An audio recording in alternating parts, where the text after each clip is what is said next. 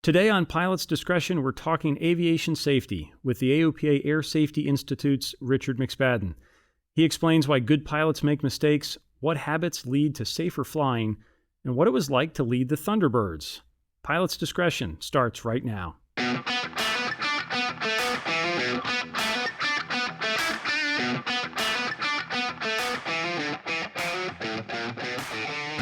Hi pilots, I'm John Zimmerman of Sporties, and today I'm joined by Richard McSpadden, who has a long and distinguished aviation resume.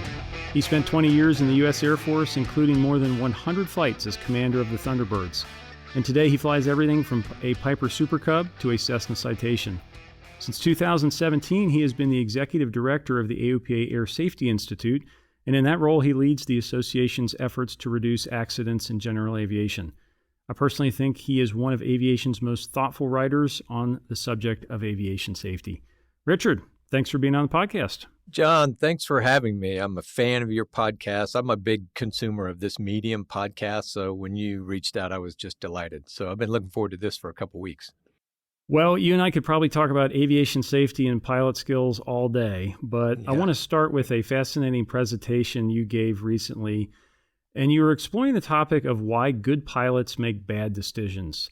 And I thought it was a great reminder that most accidents don't start with bad pilots or stupid people. These are normal people who make a mistake, and all of us could probably be there.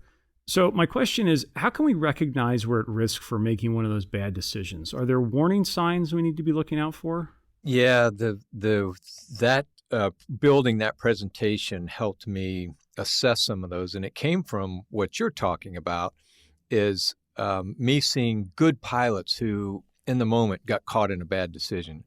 And it made me think not, what dumb pilots or what bad pilots there were. It was the opposite. It was like, if a pilot this good, this experienced, this qualified could make such a bad decision in the moment, I'm probably susceptible to that. So how can we be on guard against it? And the red flags that we see across, that sort of that go across any kind of decision making is anytime you have a real personal interest in the outcome of a decision, it's very hard not to be biased in making that decision.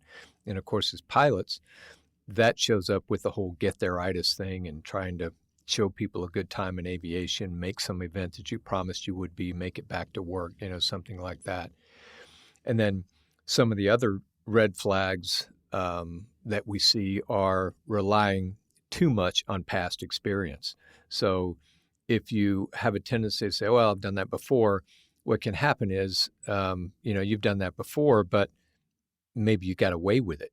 And so you start this whole sort of path on deviation that you haven't even recognized. So those are two of the bigger red flags that we see. And the other one is just realizing that the way that our brain operates, it wasn't wired to operate at in the aviation sphere.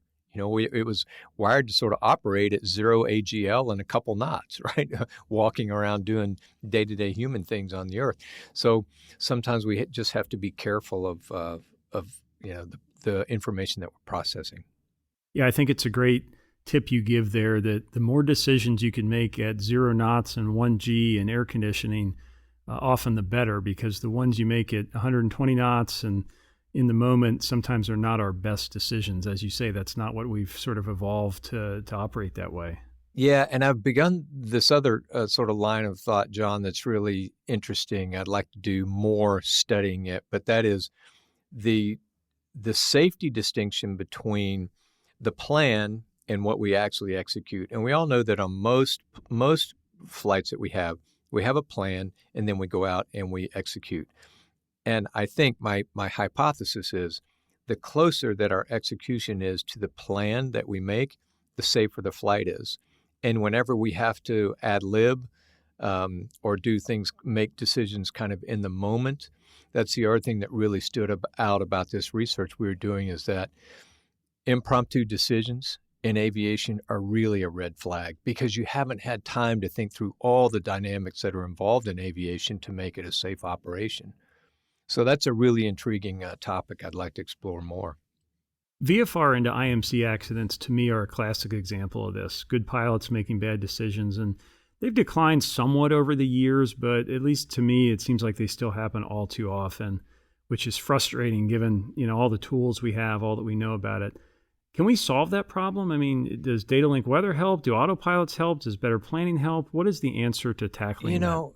I'm with you on that, John. It's frustrating to me because weather-related accidents have come down like all accidents have, but not near as fast as I would have thought they would come down.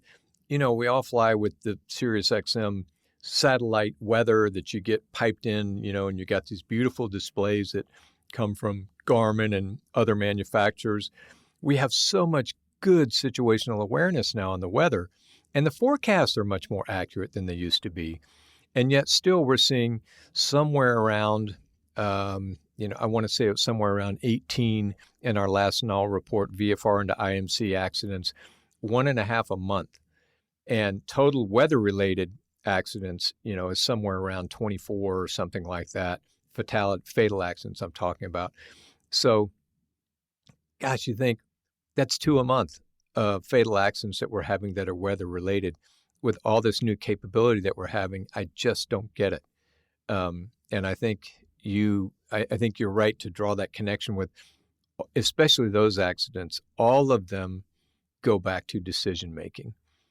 And the materials were there. Usually the information was there, but something induced that pilot to make a poor decision or to just continue along this path of a few not so optimum decisions that ultimately lead into a very bad decision.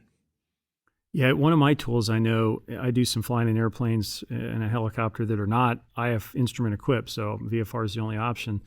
And I know one of the things I've caught myself on is trying to be disciplined about doing a debrief after a flight and think, alluding to what you said earlier, did that work out because that was the right plan and I did it right?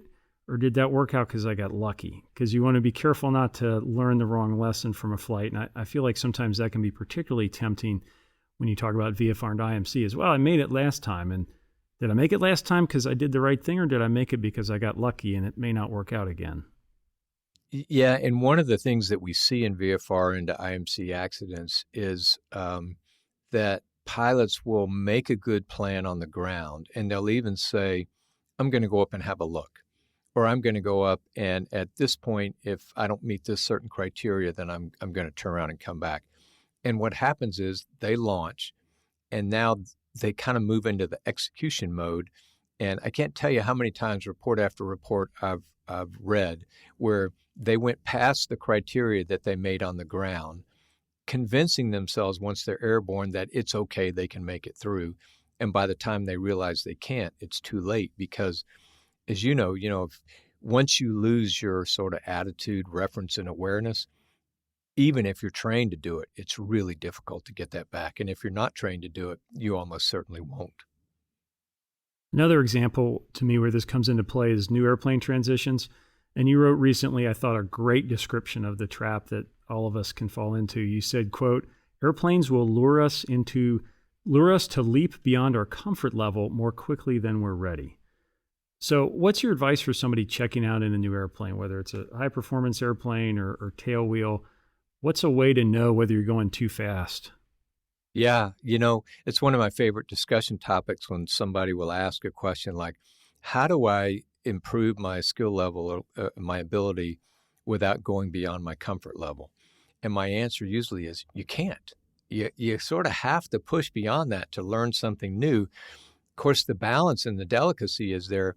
How far can you go before you become dangerous or treacherous? You just go too far. And to me, the gateway is you always try to push where you have the ability to retreat. Here's a great example. When I was picking up tailwheel flying again, I hadn't done it in years, and I bought a Super Cub. And, if you fly a tailwheel, as you know, you want to be really good at crosswind landings because there will be the day you're tight on fuel or whatever the case where you've got to put this thing down in winds that you'd really rather not, but you got to have the skill to do it.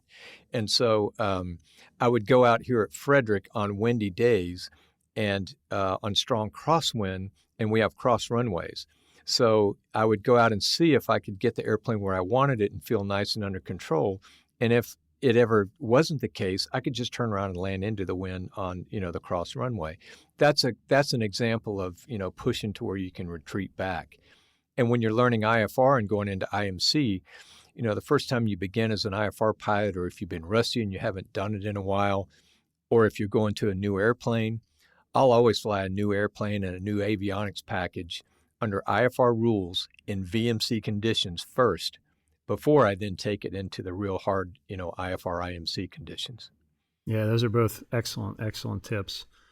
Let's talk about aviation safety more broadly. The record has improved, as you mentioned, over the years, particularly from the 80s, 90s, but it feels like maybe it's plateaued a little bit or started to level out. What is success here? I mean, I think some people talk about zero accidents, which to me seems, unreasonable. How good can we get with GA safety? Well, I think zero should be the goal. I have to tell you, the airlines made it to zero. Now, I'm careful with that comparison because those are people that do that for a living. They have massive programs, SMS programs, and this and that. So, I'm not advocating that we get that tight and that regulated by any means. But the point is that you can substantially improve, and we've come a long way in GA. In 2019, in fiscal year 2021, we had the safest year in GA we've had by a long shot. It was some 30% safer than the year before in terms of the fatal accident rate. And so, but yet still, 75% of the accidents that we did have, even in a record year, are pilot error. So that tells me that's how much more we could improve if we can figure out getting better and better against pilot error. So, right now we hover around, typically on any given year, we're around 0.9 fatal accidents per 100,000 hours. 2021 was fantastic. We were around 0.73. But we could cut that in half, and I think that should be our goal, is to cut that in half. So in order to do that, it strikes me we might need to change some of the focus of what we talk about, maybe in primary training, maybe in recurrent training. Are there things right now that we focus on that we shouldn't, or at least gets too much attention? In other words, are there things pilots worry about that don't really cause accidents, and vice versa? The data is disconnected from the training. That is a really good question. I knew you were going to stump me on something. That is a really good question. I would have to think more into that, John. I don't want to pass on that question because it's a really good one. I don't have an answer off the top of my head, though, of what we should fundamentally change in terms of what we're teaching too much of or what we're not teaching. Well, let me, to lead you possibly in one area I've been thinking about recently is when it comes to avionics training, particularly autopilot usage. I just did a survey of Pilatus PC-12 accidents, an airplane I fly a fair amount. And I know in my initial training, lots of time was spent on engine failures. Single engine airplane, we've got to practice engine outs. And in that airplane, at least, PT-6, the engine doesn't quit. We spent very little time practicing autopilot anomalies, autopilot failures, all that. But if you look at the accident record, that is actually something that could get you in trouble. So I'm wondering if there's something like that where we tend to worry about things that maybe keep us up at night, but there are risks lurking under the headlines there that we should be doing more training for. Yeah, actually, you make a good point about that. I'll tell you a really interesting story. I have a good friend who flies a TBM, and he was telling me he saw our recent release, a video we did on early analysis about a Learjet that was doing a circling approach and lost control for some reason. And he said, that got me to thinking, like, how much time I spend flying off the autopilot. And he started recording himself and downloading his data. And on an average trip where he would go, he's in a TBM, so that's about a 3-4 hour trip, something like that.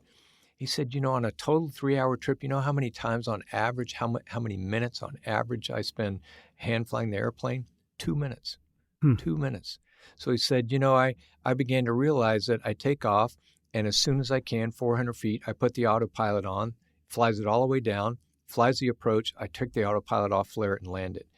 And I thought that was tremendous self-awareness on his part, because he said, that just is going to lead to degraded skills at some point, when I really need them the most, which is when the autopilot can't stay on because of turbulence or whatever the case may be. So that kind of backs up the point that you're making about learning how to integrate those new technologies that we have so well. In addition to your work at AOPA, I know you chair the General Aviation Joint Steering Committee, which is an important but somewhat unknown pilot group, or at least maybe among some out there. So what does that group do? Yeah, you know what? It's a fantastic group. I tend to be sort of skeptical of these big industry government groups like this, but this one is actually effective in that everybody who has a hand in safety or general aviation from an association standpoint is part of this GAJSC, and it's data driven. We'll take a look at the data. We have a whole process where we will decide to look at, for example, power plant failure. We'll establish a subcommittee that's made of, engine manufacturers, GAMA representatives, EAA, AOPA, FAA will be in there. That subcommittee will go off and study dozens and dozens of power plant failure accidents to see what kind of lessons we can learn and what kind of enhancements we should recommend across the board. And because we have representatives from across the entire industry, let's say that enhancement says, well, here's what we need. We need a better design of some kind of engine part. We need more awareness of pilots of this or that issue, and we need more training on all that.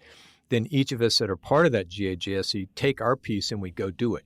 We go make a course on it if we're in ASI, or we go, use our broad mouthpiece to communicate, the issue. So that's kind of how the GAJSC works. And very well respected both in terms of the industry associations and the FAA. When the GAJSC comes out in favor of, makes a recommendation, it's usually very well respected. And what are some of the priorities there now? I know I was looking at the website the other day. There's some fascinating research on there, but what are some of the hot topics that you're studying? I think right now we're looking at system component failure power plant, and specifically we're also trying to help with the understanding of there's a bunch of those that fall into the unknown category. And we'd like to see that number, and this has been a big push for Tim LeBaron in the NTSB. It really annoys him when they just don't have enough data to understand why the engine failed. And so we'd like to figure out more around that whole process. The GAJSC was big behind pushing for weather cameras, not just in Alaska where they've been so effective, but now bringing them broader outside of Alaska to areas like Colorado and Hawaii and elsewhere where they could really be of valuable use. Richard, we're going to take a quick break. We'll be back with some more questions.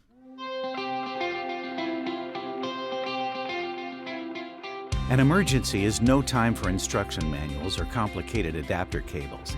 That's why the pilots at Sporty's designed the PJ2 COM radio, the only radio with built-in aviation headset jacks. In an emergency, you can plug right in and stay focused on flying. The PJ2, winner of both Aviation Consumer's Gear of the Year and Flying Magazine's Editor's Choice Award, is available for just $229. Visit sportys.com/PJ2 to order. Now, back to Pilot's Discretion. All right, Richard, we have to talk about your time with the Thunderbirds. That's fascinating for anybody who's watched that show perform. One of the parts that I find amazing about that whole team and the experience, at least as I understand it from the outside, is the brief and debrief process. And there's a really rigorous process of continual improvement and examining what are we going to do and then what did we do. Tell me a little bit about that. Take us inside that briefing room. Yeah, it's a real key to making that safe, John. If you look at that, when I was there, they may have changed it some now. It was a 32-minute show, and people would say, "Don't you get tired of flying that same show over and over?" And no, I never did, because it was so challenging to do, and we had such tight standards that we were grading ourselves to. We would grade every maneuver on a score of 1 to 10, and then we would aggregate that and score the entire show. And our average was about a 7. Every now and then we'd tickle into 8, 8.5. Occasionally we'd have a 6. I remember a 5.5 one time. That was, and then going back and debriefing yourself to such a level of precision it helped in what we were trying to do and represent the power, pride, and precision of the United States Air Force. It helped us do that the best we could, but it was also a real key to our safety, being so focused on those minute details. It didn't leave room for gross errors. Is there a lesson there for GA pilots? I mean, maybe not to that level, but just the habit of evaluating your performance. You know, we do it as student pilots where you're getting stage checks and check rides. Once you've got your certificate, is there a mindset there that could be useful for the rest of us? Yeah, maybe so. I do think it's hard. When it's hard to critique yourself, some people are good at it, but having that outside view to say, no, you really did mess this up, and no, the winds really weren't the cause for it. You know, I mean, having somebody really hold your feet to the fire is really powerful. It's a hard thing to do, though, and especially in GA because we mostly fly for recreation. So that dynamic, even on the teams, I will tell you that it would differ team to team, and it was so personality based on how you deal with people and how you critique people. You know, if you come up and you just poke your finger in somebody's chest, that's probably not going to go over too well. But if you have more of a gentle touch in how you're communicating that, you know, we're all humans. That's more effective. What do you learn from formation flying? I mean, certainly at that level, it's true formation flying, but I know you've probably done some outside of the Air Force in the GA world. What does that teach you? Yeah, you know what I tell people all the time, if they're interested in formation flying, get your head in the right space. And that is, like, my favorite flying now is flying my Super Cub and backcountry flying. I just go flip on the mags and I can go airborne. I don't have to talk to anybody, and it's just a true sense of freedom to me. That's not formation flying. Formation flying is almost on the other end of the spectrum, where you sit down with a group of your peers. You're going to brief everything you do from when you're going to get in. The GA organizations do this, like NATA and all that. When are you going to climb in? When are you going to crank? What are you going to taxi out in? You know, it's very detailed, and you have to enjoy that and want to be a part of that, and realize that the enjoyment of the flight is the entire team performing well, your entire flight. And if you can't get yourself in that mindset and you're not ready to take criticism and very detailed critiques, don't formation fly. You have no business doing it if you're not ready to put your mind in that space. So that would be my biggest advice for people that want to go. And I would caution, don't go flying formation with just anybody. I would be very, you know, I am still to this day very careful who I will fly formation with. And somebody that's NATA certified or something like that would be my recommendation. You know, it can be a whole lot of fun. You just got to have your mind in the right space for what you want to go do. Is there a part of that Thunderbird show that seems easy or simple to an observer, but is actually really hard when you're flying in the cockpit? Yeah, that is such a good question, John, because yes, and for everybody who's listening to this, I'll tell you what to look for. So the maneuvers themselves, when you come in front of the crowd and you do your loop or your roll or whatever, they're very well thought out, and you have certain minimum and maximum parameters you got to hit. Like, for example, whenever I would want to come in and the Delta, the whole 6 ship was with me and perform a loop, I would have to be, you know, at show center, plus or minus 3 seconds of when I said I would be there based on the show timing. And then we had to be at like 450 knots and 83% power or something. Those numbers may not be exactly right, but that was it, right? And then, you know, at the top of the loop, you're going to hit at least 6,000 AGL. You're going to unload to a half a G. You better be at least 200 knots, and then you pull through, right? My point is, all the way through that, you have parameters you're hitting. Now, here's the one that you don't, where it's kind of sort of made up and it's free flow. One of the hardest things about the Thunderbird demonstration was every 30 seconds, we wanted a maneuver in front of the crowd. So from the time the smoke goes off in one maneuver to it goes on in the next maneuver, no more than 30 seconds. So that deconfliction was a lot of work between me as the lead and the 2 solos. Well, let's say you have a day where you have really strong winds or really high turbulence. So the winds are coming down from show right at, 30 knots. So when you go out to reposition for that next maneuver, how far do you go? How much do you hold that offset? What kind of speed do you hold? What kind of power do you hold? How much bank do you use coming back in? How much vertical? all of that is completely on the fly because it's just real time, you assessing it and where you are in your airplane and so forth. And so the next time you go to a show, look off to the right or left and watch that diamond or that delta in the reposition, because the lead is working. That's where you're really working it, is in those repositions to make that timing right. Because not only do you have to make the timing right, but you have to do it in such a way that the formation can stay with you. And then you have to be back over show center with the right altitude, the right power setting, and the right speed to get into the next maneuver. And all of that is set up in the reposition that's done off the crowd. Fascinating. So it just looks like magic dust on the ground. So yeah, you mentioned it's so much fun. You mentioned a minute ago how much you love doing, backcountry flying, tailwheel airplanes, which I feel like I see more and more of these days. Why do you think that's taken off so much to where that's such a popular part of GA now? Really healthy and exciting part of the industry. It is. I'm with you on that, John.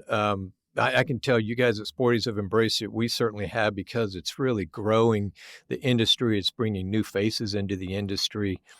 And sometimes there's some friction points, I have to tell you, between, I see this, and I wonder if you see the same thing in GA. There's sort of the pilots that fly for, let's call it adventure, just to go fly, to go see some places, to fly just to fly. And there's pilots that fly primarily for transportation. They go from point A to point B, and they do enjoy flying, and they love the whole aspect, but that's primarily their use case. And there's sometimes some friction in between those two communities. And I see that some in the backcountry. And so what I've found is trying to help people understand, say, hey, we're all in aviation. We all love airplanes. So we can kind of understand our common ground here, where people are coming from. I'm sorry I got off on a tangent answering your question, but it is an exciting, growing part of GA. And I don't know why or how it got so exciting, but I'm happy to see it. And I personally am part of the I'm part of the wave. I love it. I think it's so much fun. What's the safety record there? Do we have a handle on how we are doing? And more and more people flying tail draggers, they're flying off of dirt strips or grass strips. How are we doing there? Yeah, it's hard to say, because it's whenever you want to measure safety in aviation or really anything, you have to normalize it for activity, which is why in GA we always talk about an accident rate. So that's the gross number of accidents, over your activity level as a denominator. So it's really hard to get the activity level. So we know that the raw numbers have gone up in some cases in the backcountry, but we also know activity's gone up. So a couple of years ago, we were concerned about some of the accidents we saw in the backcountry, and specifically what we saw is kind of what you and I are talking about, people wanting to get into flying specifically to do backcountry flying. We have people coming into GA specifically because they want to get into backcountry flying.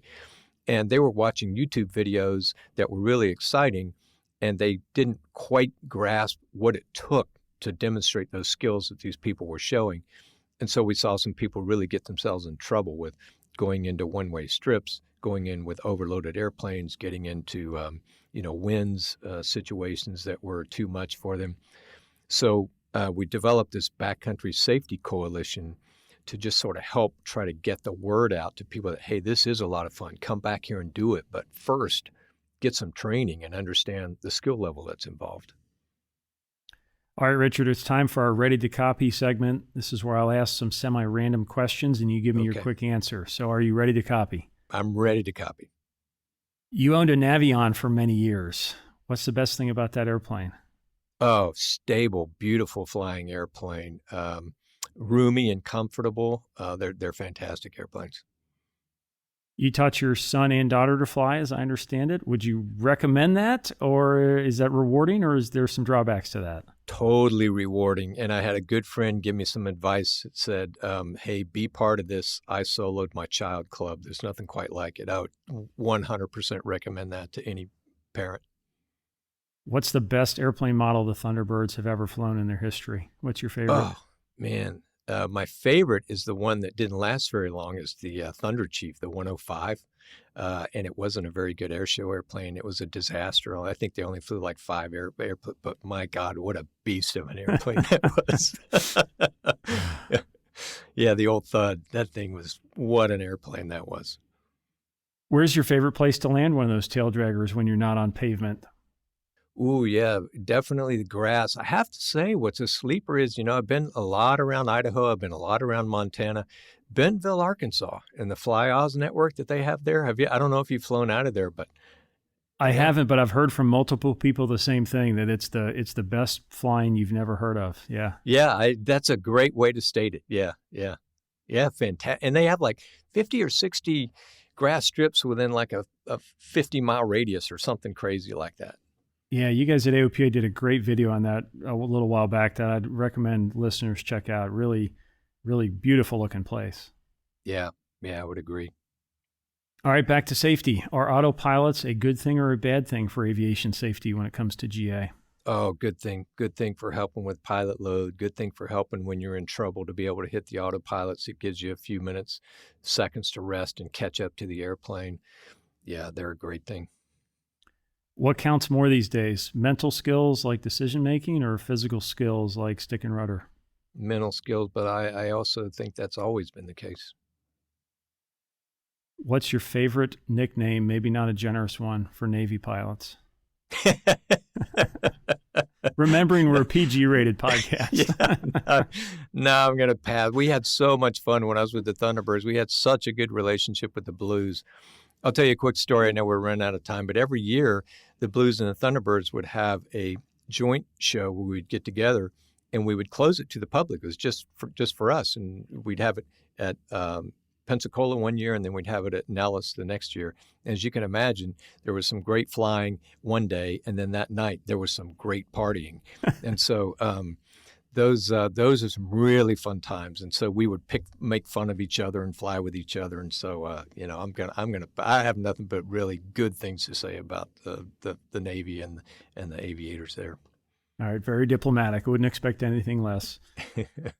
Our last question is always the same on this podcast. You have one final flight, and we want to know, what are you flying and where are you going? Oh, if I had to have one, if I were going in one final flight, and that's a really good question.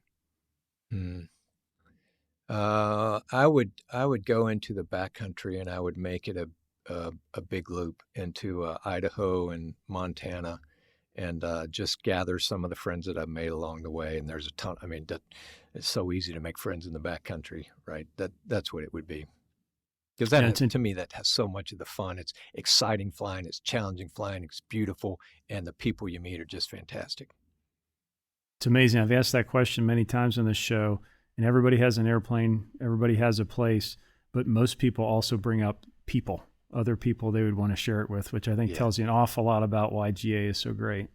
It doesn't it? Yeah, I agree. Richard, thanks for being on the podcast. Happy to do it. Thanks for what you do, John.